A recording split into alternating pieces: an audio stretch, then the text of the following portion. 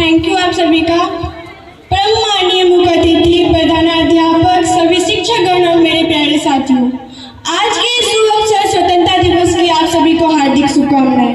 मैं स्वतः कुमारी कक्षा 10वीं की छात्रा आज के इस पावन अवसर पर अपने कुछ विचारों को आप सभी के सामने प्रस्तुत करना चाहती हूँ। आज का दिन 15 अगस्त ये केवल एक तारीख नहीं है, ये हमारी आत्मा का पुकार है। यह दिन हमें याद दिलाता है कि किस प्रकार हम इस स्वतंत्र भारत में सांस ले रही है, इसका कीमत क्या था। हम तो सौभाग्यशाली हैं कि हमने स्वतंत्र भारत में जन्म लिया, वरना आजादी की असली कीमत तो वो पहचानते हैं हमारी भाषा पर पहराव, हमारी संस्कृति पे बंधन और हमारे सपनों पे ताले। परंतु उस अंधकार युग में भी कुछ दीपक जल उठे।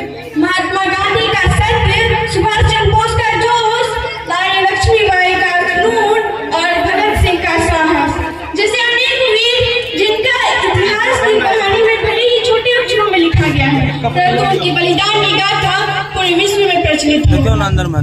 दोस्तों, हमें स्वतंत्रता